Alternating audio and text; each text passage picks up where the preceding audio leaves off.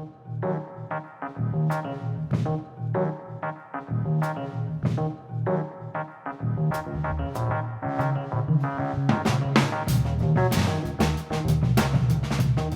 everyone, and welcome to Carpet City Cinema, a Gila Films podcast. I'm David Weaver, and we have some great news for all our Last Franken fans. Got an email a few days ago from our distributor saying that the check disc for the Blu-ray is being shipped to me. It's in transit now. What that means is this is basically a mock-up of what the final disc will be, and I have to go through and watch it, check out all the different permutations of it, watching the movie all the way through, watching it with the subtitles, watching it with both of the commentary tracks, checking out the bonus features to make sure that everything plays through correctly. The distributor will be doing likewise on their end, and as long as that goes without any hiccups, then the next step, I should say, is replication and just getting this made and out to all of you wonderful people. Even if there is any kind of minor technical issue with it, it's usually not too complicated to fix at this stage. It's just about switching out files or something of that level of complexity. So we are definitely seeing the end in sight. Pretty exciting. Hopefully it should probably arrive like tomorrow or the next day, and then I can start going through that. We also teased a few episodes back about some special artwork that's going to be created that we're going to be available for purchase to our Last Franken fans. And that is in the process of being made right now by an artist, John Karen, who designed the logos for Gila Films and Carpet City Cinema. And probably looking at that being done and unveiled, and more details given on that within like the next week or so. So a couple things happening that are pretty exciting to see with Gila Films and The Last Frankenstein.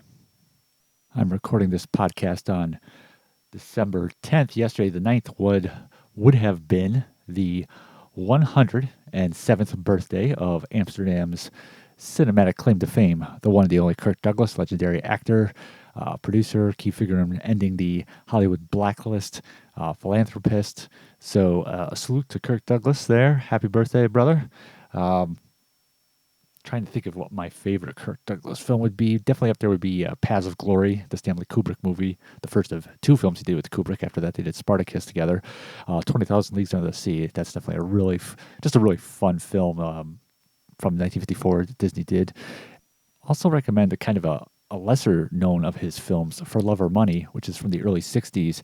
And it's basically Douglas doing what Rock Hudson was doing at that time in like the Doris Day comedies. And it was made at Universal, the studio that was making the Hudson and Day comedies. It was directed by Michael Gordon, who directed Pillow Talk, the first of the Hudson and Day comedies. And it's out on DVD, no Blu-ray release, but it's just really fun to see him in that type of a role. It's not the only comedy that Douglas did, but that was definitely a genre that he was more infrequent with over the course of his career. So it was cool to see him in that.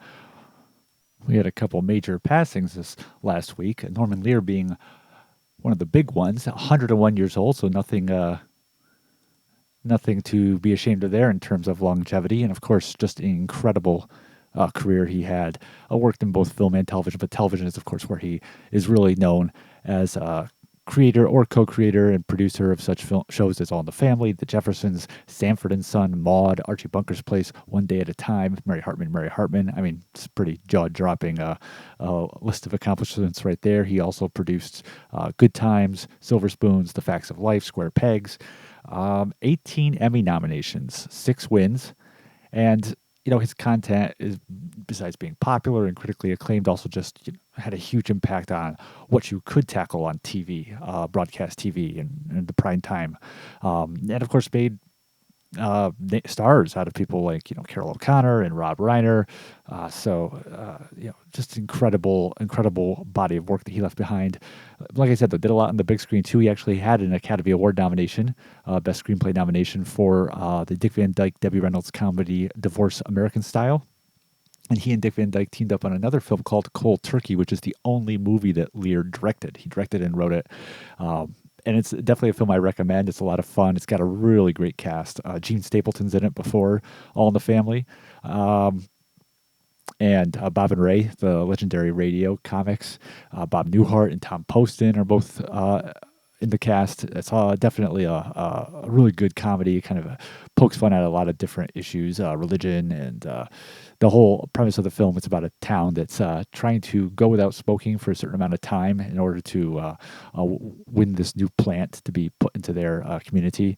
Lear was also a producer and writer on Come Blow Your Horn, which was a Neil Simon adaptation that starred Frank Sinatra that came out in the 60s, and The Night They Raided Minsky's, which was an early directorial effort from William Friedkin before he did The Exorcist and The French Connection. Also, side note, Burt Lahr's last movie, The Cowardly Lion. And Lear also produced films like The Princess Bride and Fried Green Tomatoes. So again, just breathtaking scope to his career, and definitely one of the most influential important figures in television history. We also lost actor Ryan O'Neal, age 82.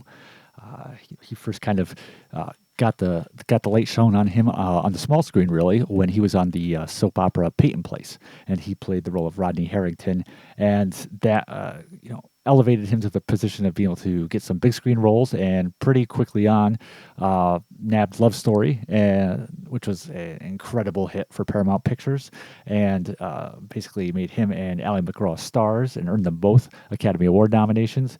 And just throughout the 70s, O'Neal racked up a pretty impressive list of movies. Stanley Kubrick's Barry Lyndon. He did 3 films with Peter Bogdanovich. 2 of them were hits, What's Up, Doc, which paired him with Barbra Streisand, and Paper Moon, in which he co-starred with his own daughter, Tatum O'Neal. And O'Neal took home a Best Supporting Actress Oscar for that film, which marked her as the youngest performer to win a competitive award at that point. And then there's a third film they did with Bogdanovich. Both he and Tatum were in that as well, called Nickelodeon, which has some a strong critical following, but didn't really do anything at the box office. But he also, in the 70s, he did The Main Event, which teamed him up again with Streisand, which was another hit. The Driver, the Walter Hill film, which is a absolutely terrific movie. It's my favorite O'Neal performance up to this point in terms of what I've seen of his work. A huge influence on the film Drive with Ryan Gosling, and just highly, highly recommend that film. He was also teamed up with William Holden in Blake Edwards' Western Wild Rovers, which is, again, a film very highly regarded, but at the time didn't really have the kind of impact that it has gone on to achieve. And that's partly because the film was kind of cut against Edwards' wishes, and later it was restored. Going into the 80s, though, O'Neal kind of, he still had some successes, but definitely that's kind of the time where you see his star kind of start to dim a little bit. But, he still turned up in stuff like Irreconcilable Differences, which, did make some decent money at the box office, and Norman Mailer's Tough Guys Don't Dance, which was a film that was kind of not understood at the time it came out, but has gone on to become this cult classic. And Vinegar Syndrome actually released on Blu-ray a few years back. And, he continued to work out right up to the end, showing up in stuff like, Terrence Malick's Knight of Cups. I, of course, as a Perry Mason fan, must point out that one of his early acting gigs, was in an episode of that TV show. But yeah, he's, of course, also known for his longtime relationship with Farrah Fawcett. That ended with her tragic death from cancer. And aside from Tatum O'Neal, he's also the father of Griffin O'Neal, the actor, who you might remember from films like The Escape Artist and April Fool's Day. He had another son, Patrick O'Neal, who had a bit of an acting career, nothing too huge. He was in like Die Hard 2 and stuff. And his brother, Ryan O'Neal's brother, was Kevin O'Neal, who showed up in small parts in a lot of Ryan's films, but was acting prior to that. He was on the TV series of No Time for Sergeants. Now, what I didn't realize about Ryan O'Neal was that his father was a screenwriter, Charles O'Neal, who genre fans know a lot of his credits. Probably the best known one is he wrote the Val Lewton produced horror movie The Seventh Victim.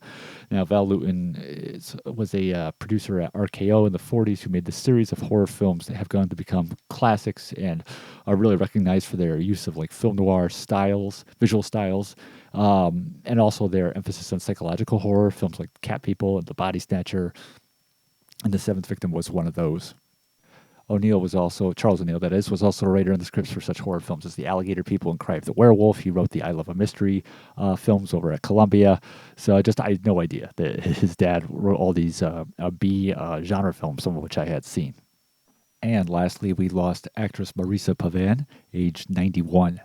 Her career was began in the 50s, and that's kind of where most of her body of work is remembered from, even though she continued to work into the early 90s. She received a Best Supporting Actress Oscar nomination for playing Anna Magnani's daughter in the Tennessee Williams adaptation, The Rose Tattoo. And that came out in 1955. And Magnani won the Best Actress Oscar for her work in that movie.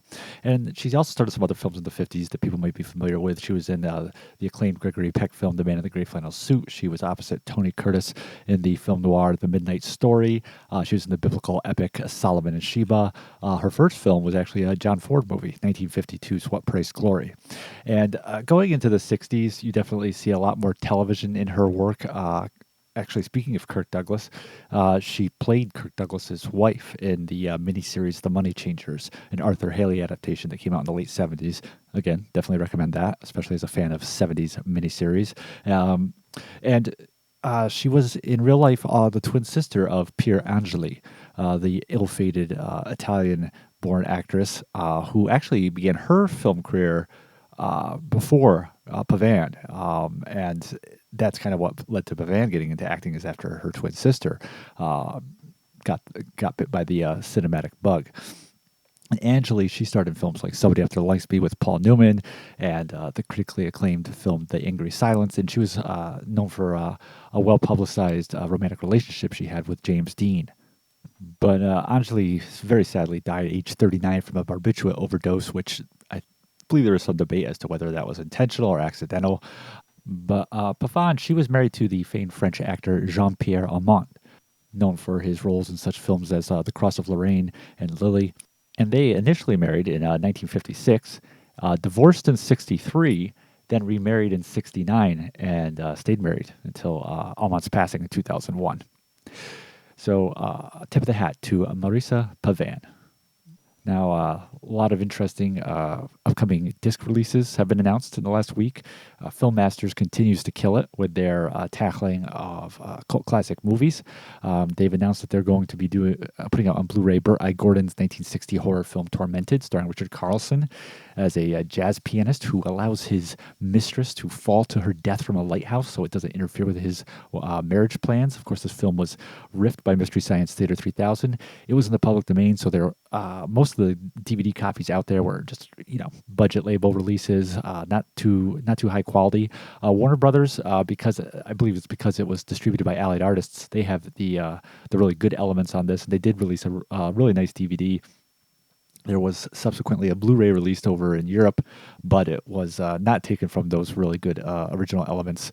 Instead, was taken from a kind of a print, I believe, that was not in the best of shape, and it also was not the original theatrical aspect ratio. Now, Film Masters, I tend to doubt they're working with Warner Brothers materials. I mean, it's definitely a possibility, but just Warner Brothers doesn't really very easily strike licensing deals with companies, and even though the film's public domain, you'd still have to have some kind of arrangement with them to access their elements. They describe this upcoming restoration as being a 4K restoration from archival elements. I still feel, obviously based on their past work, extremely confident that this is going to turn out very nicely. And the extras they've already announced will include an audio commentary by historian Gary Rhodes. They're going to have an archival interview with Burt I. Gordon, the director, writer, and producer of the movie, who has been affectionately dubbed Mr. Big because of his initials and his tendency to make movies in which there are enlarged creatures, like The Amazing Colossal Man or Empire of the Ants. It's also going to have an introduction with Mystery Science Theater writer-performer Frank Conniff. There is going to be the MST3K version of the film is going to be included on the disc, which is pretty exciting. And there's also going to be a new documentary on Burt I. Gordon's films from the 50s and 60s. So pretty stacked release. Looking forward to that. They also have teased that next year they will be putting out the 1976 drive-in film Redneck Miller. Not too much in the way of details on that, other than they did show some comparison work on their restoration on that's in the works. Kino Lorber, as per usual, has also dropped some pretty amazing announcements this past week or so. One of them being the 1944 film Bluebeard, starring John Carradine. This was a movie directed by Edgar G. Ulmer, he and a guy named Joseph H. Lewis, were kind of known as the Princes of Poverty Row. They were filmmakers who tended to stay within the lower budget systems, but were very acclaimed filmmakers, very highly regarded. And Ulmer, one of his best known films was actually one of his studio films, the 1934 Lugosi and Karloff horror movie, The Black Cat. But he also did Detour, which was a mid-40s film noir that is highly, highly beloved by people like Scorsese, and then got the full Criterion restoration treatment. He did Strange Illusion, which was kind of like a B-movie take on Hamlet. The Man from Planet X, which is this very early entry in the science fiction golden age of the 50s.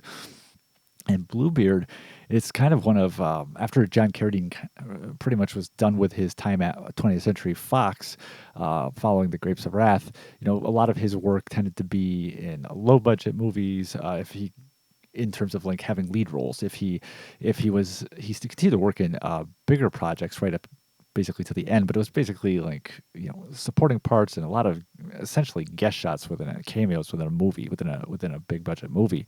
But Bluebeard is kind of one of his probably most highly regarded performances outside of his work at Fox. And this is a movie that also is in the public domain, so it's basically had a lot of again, budget label releases. There was I know the Roan did a nice DVD of it, but apparently Paramount had done a restoration on it, because even though the movie was in the public domain, they had acquired the original elements for it and had done a high def master, and Kino Lorber is going to be putting that out. So that's really exciting. I never would have thought that film anytime soon would have gotten a Blu-ray treatment, and to know that it was overseen, this restoration was overseen by a studio which Paramount has a really high reputation for its restoration work on its back catalog, and not just the Paramount titles it owns, but also the other titles it's acquired from stuff like Republic. And also from this Paramount deal just announced today is that Kino Lorber is going to be putting out for the first time ever on any format, I don't think this was ever on VHS or Laserdisc. It's the 1977 film First Love, which is one of the movies that Paramount was doing kind of in the wake of Love Story, speaking of Ryan O'Neal, to kind of continue to get that success. And it's a romantic film between William Catt, of The Greatest American Hero and Carrie fame, and Susan Day, in between her gigs at The Partridge Family and later LA Law. So this is one I have really wanted to see for some time. Again, especially since it's the best you can do is watching rips uploaded to YouTube. But as a fan of kind of the love story-esque movies of the 1970s and even the late 60s, stuff like Valley of the Dolls, that kind of high-gloss soap operatic fare, this is definitely one that had been on my bucket list to check out, and so glad that they're going to be tackling this. And for all the animation fans out there, this weekend they also announced they will be releasing, again from the Paramount deal, coming from Kino Lorber, the 1941 animated film Mr. Bug Goes to Town. And this is kind of a significant film. It was made by the Fleischer Studios. Max Fleischer, the guy who, while Disney was doing Mickey Mouse and Donald Duck in the 30s, Fleischer was out there with his Betty Boop and Popeye, and then into the 40s with the Superman shorts. And Disney hit the feature-length format first with Snow White and the Seven Dwarfs. Came out in 1937, huge hit. And Fleischer followed up in 1939 with Gulliver's Travels, which they did for Paramount Pictures because Paramount, of course, saw the success of Snow White. And Gulliver's Travels, it went over budget, but it still did really well at the box office. But because it went over budget, Paramount kind of held that against Fleischer and penalized him like $350,000, and that kind of laid the groundwork for the financial problems that would kind of help to lead to the demise of Fleischer's success in relation to like Disney. And so the success of Gulliver's Travels, Paramount was like, all right, let's do another animated feature for Christmas 41, which was Mr. Bug Goes to Town. And they had the preview screening December 5th, 1941. Critics liked it. Exhibitors did not. They rejected it. They were concerned about its whether it would be successful. And then, of course, December 7th was Pearl Harbor. And so the plans were scrapped for a Christmas release. When the film finally was put out, it lost a ton of money.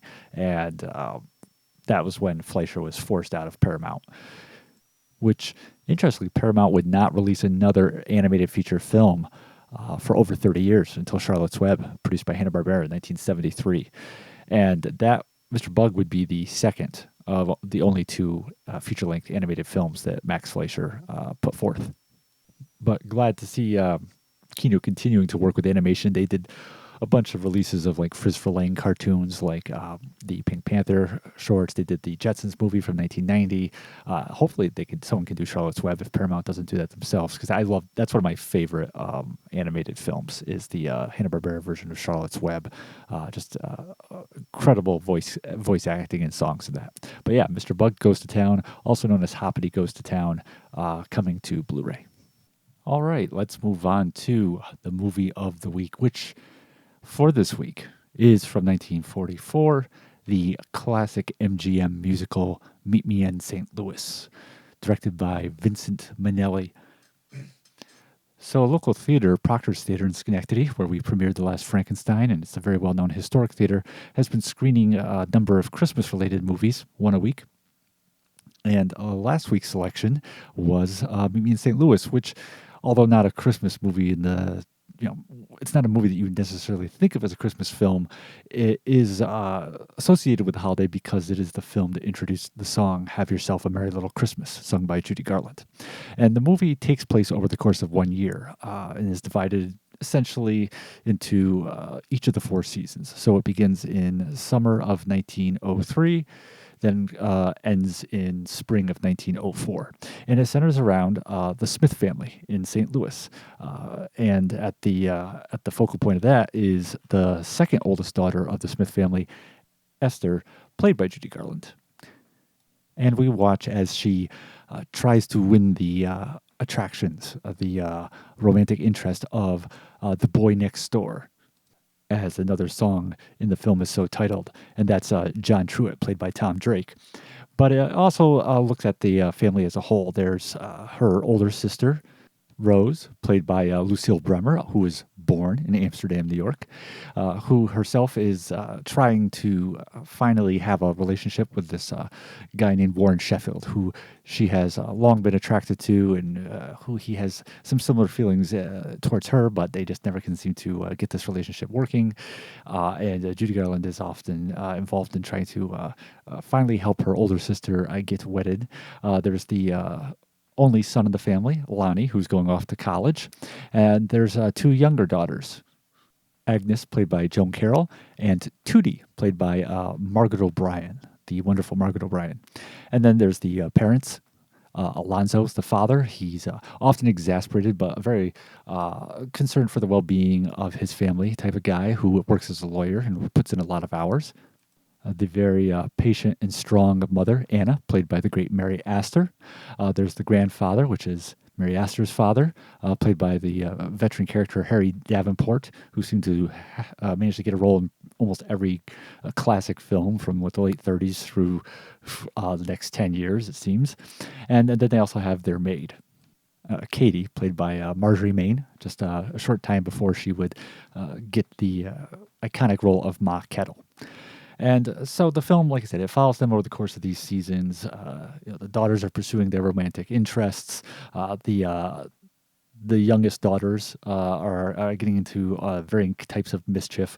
And then what happens about partway through the film is I guess you could say, the antagonist of the film. It's not a person, it's an event, which is the possibility of the family having to relocate to New York City from this lifetime home of St. Louis as the father pursues a better job opportunity, which he wants to take to provide better for his family. And kind of happening, an event that's kind of keeps being a reference from the very beginning of the film and constantly in the background is the fact that St. Louis will be home to the World's Fair in the year of 1904. The film was based on a series of autobiographical stories by a woman named Sally Benson, who essentially Tootie, Margaret O'Brien's character, is a stand-in for her. And this is the second time I've seen this film. I watched it when I was a teenager. I remember we would rent a lot of times from Hollywood Video. We had a Hollywood Video and a Blockbuster Video in Amsterdam and some different independent stores here and there. But Hollywood had the bigger classic film selection, which my parents really liked. So we'd often pick up movies from there. And like I said, that was like probably 25 years ago. And so it was nice to see this again. And compare it to kind of like my takeaways from the initial viewing, and also to see it on the big screen. And this is definitely, it's like I said, this is considered a classic film. The American Film Institute voted it the 10th of the 100 greatest American musicals ever made.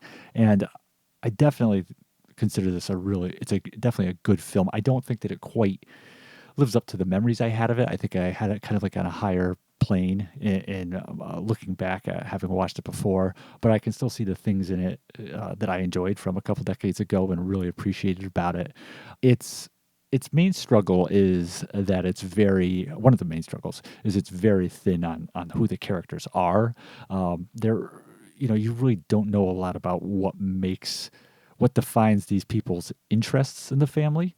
For example, the character of Esther, played by Judy Garland, other than the fact that she, has this very passionate crush on this neighbor guy, and that she, obviously you can tell things about her personality, like her morality and integrity, that she's a very good person and very cares about her siblings and her parents, but you really don't know anything about her in terms of like what her interests are, what she wants to do long term, and it's not just that, some people might say, well, she's playing a teenager in this film, and there's she's preoccupied with teenage activities, hanging out with her friends and going to, these social activities. And like I said, trying to date this guy. But if it was limited to just that one character, I could kind of get that. But it's really kind of a problem with multiple characters. It's the same issue with her older sister. It's the same issue even with like the mother, played by Mary Astor. You don't know anything really about their individual likes and dislikes in terms of like what drives their interests, what drives their beliefs beyond just morality, just beyond the fact that they're good people. Because that's something the film does establish, is that this is a family of good individuals who do care about each other, who do love each other. They are moral people. So there is that aspect which defines their characters. But beyond that, in terms of, like I said, likes and dislikes and just what makes them tick, there's really not a lot of development there. I mean, I didn't think I don't think they even mention, there's references to the son Lonnie going off to college. I don't think they even mention like what he's going to college for. And there's reference to, him finishing college and then Rose going to college, the older sister. And again, nothing mentioned about like what she wants to do, or I don't think they even mentioned like what her beau is interested in. I think the boy next door that, is so pivotal to Judy Garland's character. I think there's just like one line near the end of the movie where he references, wanting to be an engineer, and that's it. Like you don't even, know anything really about him beyond that, his parents, or really anything. So that's definitely something that kind of stood out when I was watching it this time, that I hadn't really paid as much attention to before. And also the fact that I'd say the first half of the film is, in terms of pacing and structure and energy, is it's a little weaker than the second half, because in the first half of the film there's a lot more essentially staged within the house, that they live in this really nice, to me it looks like a mansion. The characters, that's an interesting thing about the film, is like, what are these people's social class? Are they supposed to be like middle class back then, or upper middle class? Because they look like they're upper middle class, but they're kind of behaving in a way and talking about their finances in a way that I would associate more with just straight middle class. But they seem to have a really nice house that I would almost refer to as a mansion. But then again, houses were just bigger back then. I see that in my own town of city of Amsterdam, that, so many houses that were built to be one family are now, divided into multiple apartments. But, like I said, part of the issue with the first half of the film is there's a lot that takes place within the house, and it seems at times very constricted. And that doesn't have to be that way just because you're filming in one location, or whether it be a set or an actual location. Random example, one of my favorite one location films is a 50s B movie called Shack Out on 101. And we'll probably dive into a whole episode on that at some point. But that's a movie that almost takes entirely place it entirely at a roadside diner, and which is interiors of a set, and just like the exteriors of like the beach around it, and it never feels claustrophobic or anything like that. But Meet Me in St. Louis, like that first half, there is just a lot that's kind of restricted to rooms of the house, and just feels kind of like I said, very very bound, very tight in terms of location, and you just want to see the film expand a little more beyond that. It's interesting too, because the film focuses on how much this family loves St. Louis, and they don't want to leave. They don't want to go to New York City. The father's kind of oblivious to how much this change is affecting them. But as a whole, the family really does love the City Inn, and they're really excited that the World's Fair is going to be there. All that being said, the film doesn't really show a lot of St. Louis or their vision of St. Louis, because a lot of the film takes place like inside the house, or inside another building where they're having a party, or just down the street from the house when the kids are going trick-or-treating. It's never like really going out and about into St. Louis, which I'm not saying it had to do that, but in light of how, like I said, how restricted location-wise and setting-wise the first half of the film is, it's just something that kind of came to me as I was watching it. Like, this film doesn't even really try to sell you St. Louis beyond just the fact that the family likes it.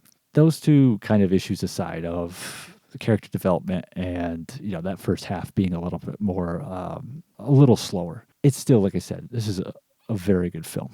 And I just want to kind of, get those critiques out of the way and look at what the film does have to offer, because, it didn't become this classic for no reason.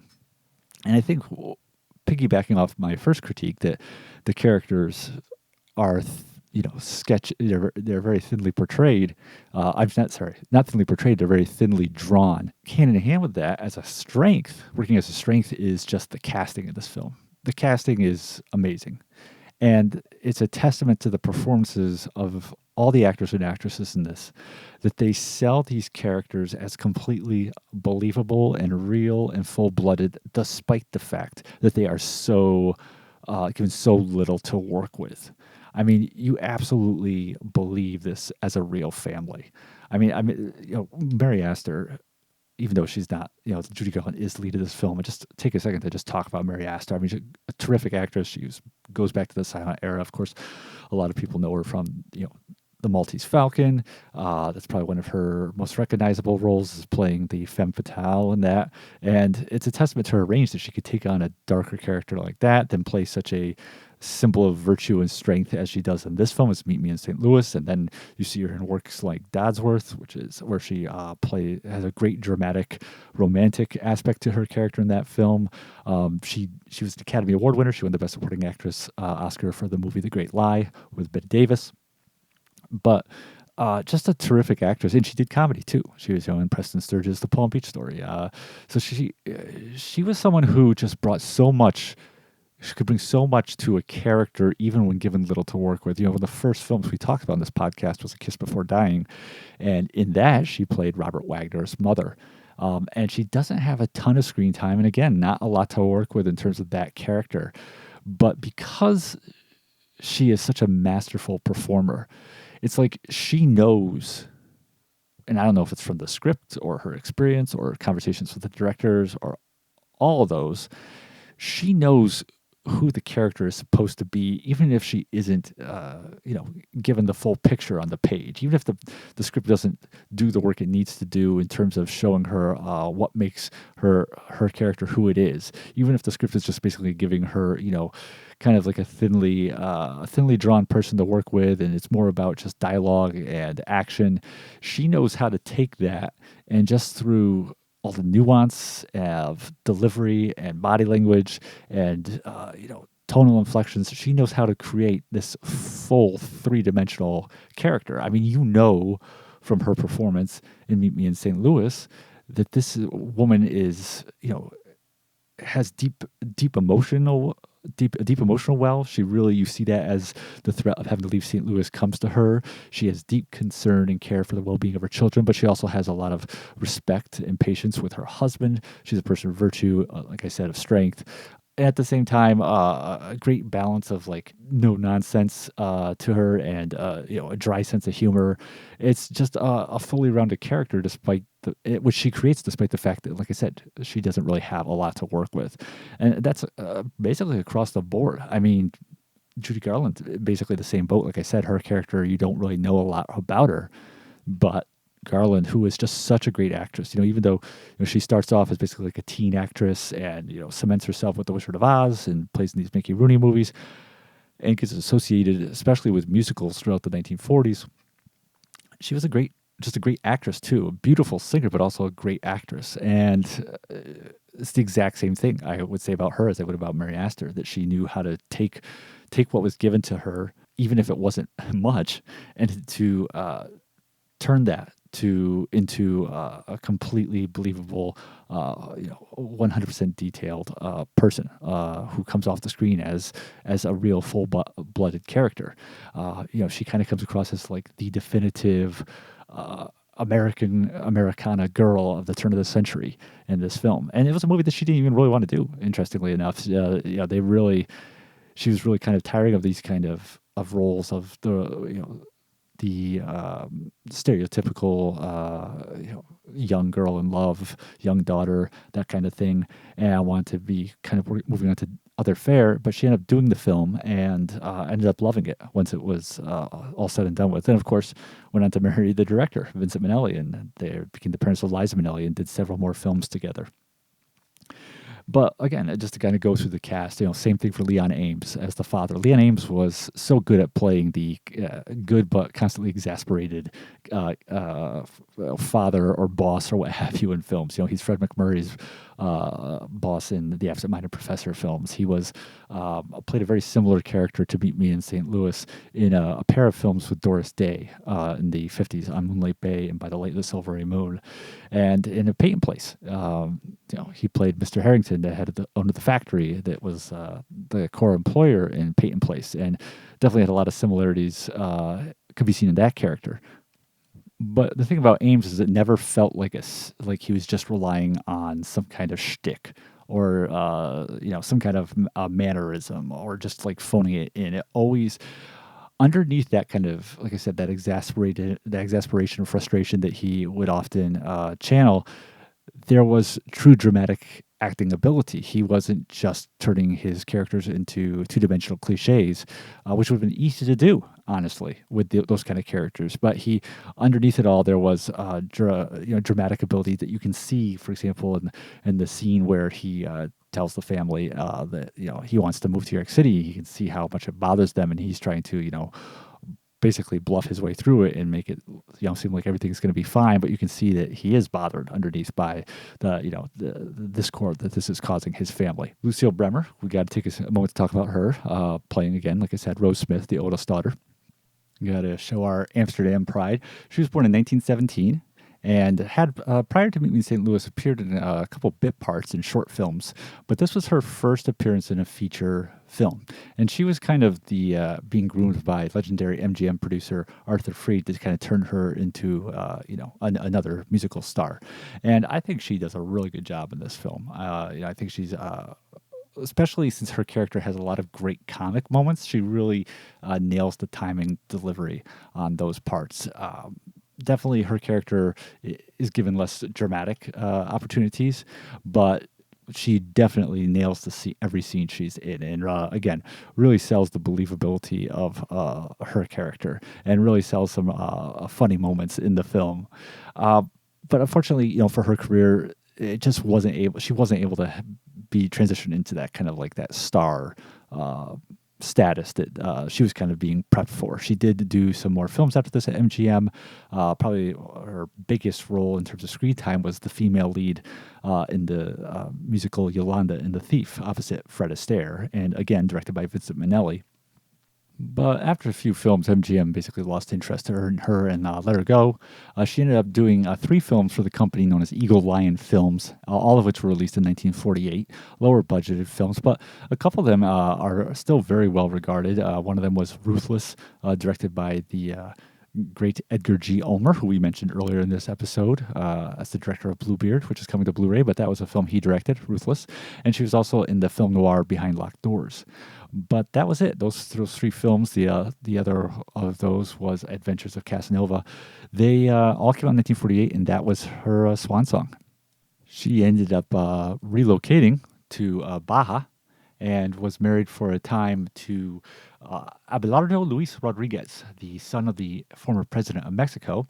And down in Baja, this is during the golden age of that area, she started several resort locations. And eventually, she and her husband divorced, and she spent her time between Baja in California. She ended up owning a children's clothing boutique before eventually passing away in 1996 at the age of 79. But she did come back to Amsterdam, I know at least once, because we have a cast member of The Last Frankenstein who is related to her. So in The Last Frankenstein, well-known Amsterdam resident Bob Going, he played the hospital pharmacist near the beginning of the film who has to get Jason Frankenstein to sign off on some drug request forms. And like I said, Bob is really well known in the city. He was a judge and a lawyer and an author and historian. Sadly, passed away very young, very unexpectedly after The Last Frankenstein was completed. But I forget exactly how he was related to Lucille Berman. It was like she was like his great aunt, something like that. But he would talk to me about how she would come back to visit Amsterdam, and he would be there as a younging to serve her tea and stuff. So definitely after Kirk Douglas, she is our most famous luminary of the acting field.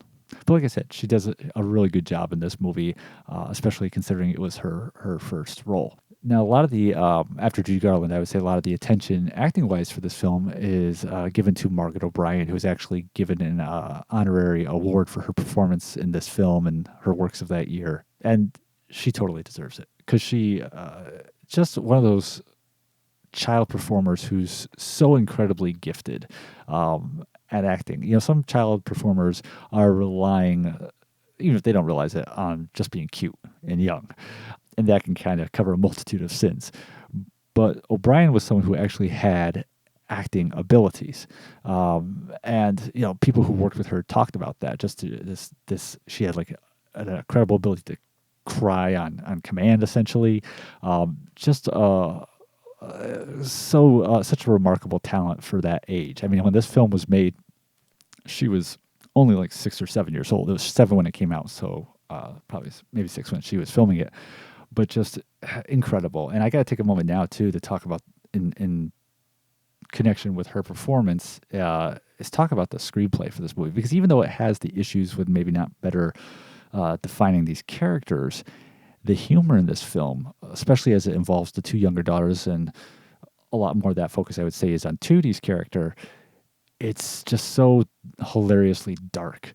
There's a lot of really dark, violent, grim humor in this movie, very black humor, and it really kind of revolves around the 2 youngest daughters. Like I said, the others played by Agnes, played by Joan Carroll, and their constant fascination with the horrid and the ugly, and Tootie especially, she kind of comes across like a proto Wednesday Addams, although maybe she wouldn't really be proto. I don't know when the actual comic strip was written, but she talks about having her dolls buried in a cemetery, and there's a whole section in the fall part of the movie where she and Agnes go out trick or treating, and Tootie is delighted that her other kids in the neighborhood consider the most horrible. I think it is the most terrible. I mean, they just have. And one of my favorite parts is when Agnes, the older of the 2 young ones, she comes home at the beginning of the film and is looking for her cat, and the maid, Katie, Marjorie Main, tells her that she kicked the cat down the stairway, and she could hear its spine bouncing on each step, to which Agnes responds that she's going to stab her to death in her sleep. And it's just this incredibly dark, violent humor, which is hilarious, because that's the reality. That's kids have that in them, and it's very much. It's interesting how, like I said, despite any weaknesses with the script in terms of handling certain character development, at the same time, it understood the behavior of its characters, like it understood the behavior of children at that age, and it's just really pretty remarkable. And that's, I think, one of the most timeless things in some ways about this film is some of the darker aspects like that. And speaking of darker aspects, it's interesting too, because kind of going back to what I was saying before, is the antagonist of this film is not a person, really. It's this the possibility that this family is going to have to move right to New York City. And on the surface, you might think, okay, what's the big deal? You got to move. But it's really about more than that. What the move represents in the film, and what that's about is just that it's the threat to the family unit. It's the threat to the family strength. I mean, this family is supposed to represent the ideal, strong, good family, where everyone doesn't always get along, and they might not always do the right thing, but they do love each other and they do care about each other and they strive to do the best and they work at it. And when they make mistakes, they own up to it. And the possibility of having to move out of this city that they've grown up in and where they have all their connections and where their whole life has been based, and they have to uproot and change all that, especially what that would do to the children. Plot wise, it's like a threat to their interests and the narratives of their relationships with their friends and romance and people that they're romancing. But on a much more thematic level and a much deeper level, it's really about that move representing a threat to what makes the family strong. Tearing them away from the life that they like, tearing them away from the foundation of what makes them work as a family unit.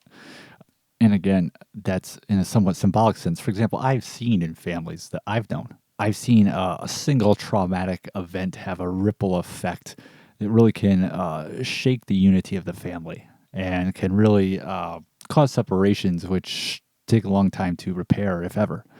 And I think that in the film, Meet Me in St. Louis, that move to New York City, that kind of is a universal representation of that. It's them using that possibility, that decision to move, as a symbol of those kind of, like I said, very traumatic threats to the family unit, to the stability of the family, and to the strength of the relationships that define us, a good family.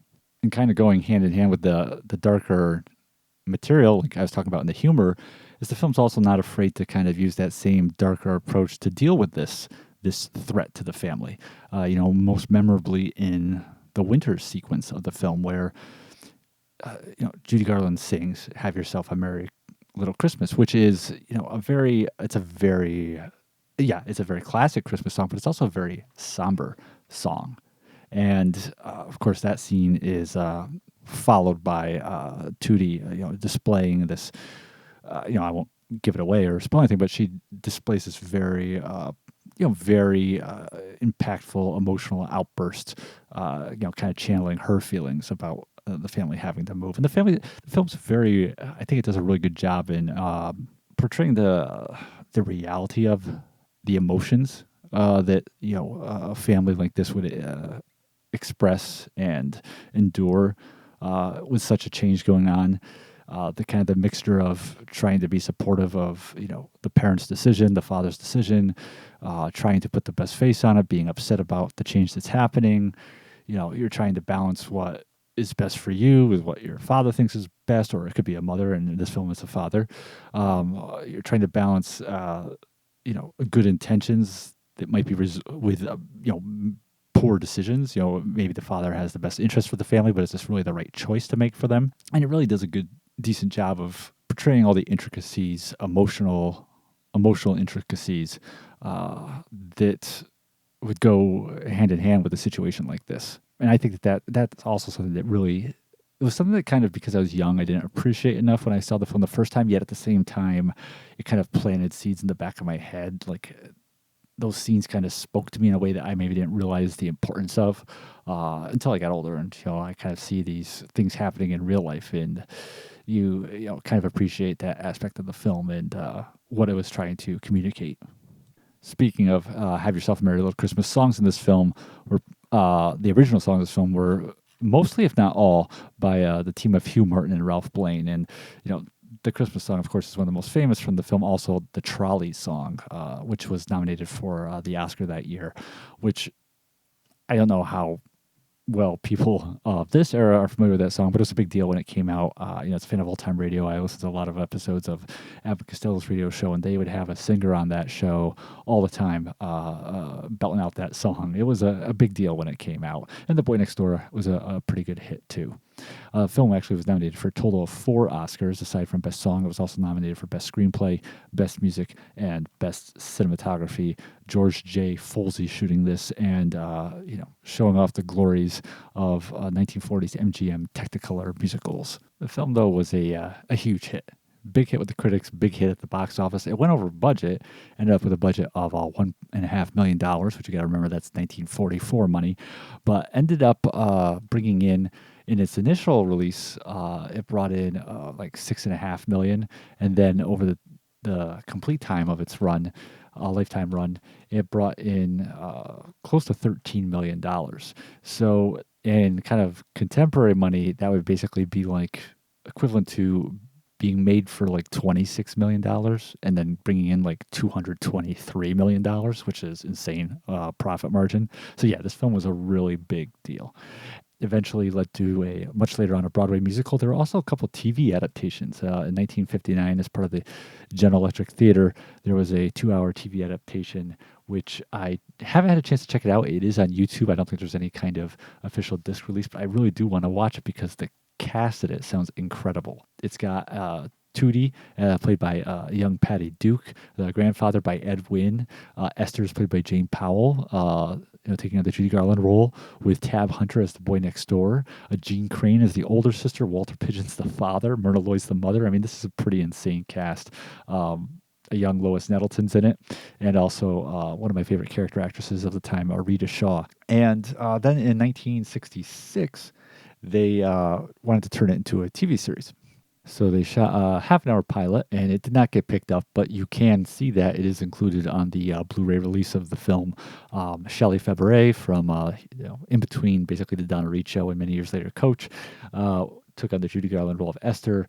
Celeste Holm was the mother. Those are kind of the two better-known characters in the actors in the film. And Rita Shaw was brought back yet again to play the maid. Interesting thing about the original Meet Me in St. Louis is that we are still blessed to have two of the cast members still living. Margaret O'Brien is still with us in her mid-80s. And June Lockhart, I should have also called out that earlier, that June Lockhart is in the film. She plays the character of Lucille Ballard, who is this girl who the sisters think is trying to pursue Rose's beau, the guy that Rose, the older sister, is interested in. She and Judy Garland think that June Lockhart is after her guy. And June Lockhart, again, also still with us in her 90s now, and went on to become one of the most iconic TV moms ever through Lassie and Lost in Space. But her career goes back to 1938. She made her film debut at MGM in their version of A Christmas Carol, playing one of the Cratchit children, because in the film, her Bob Cratchit and Mrs. Cratchit were played by June Lockhart's real-life parents, Jean Lockhart and Kathleen Lockhart.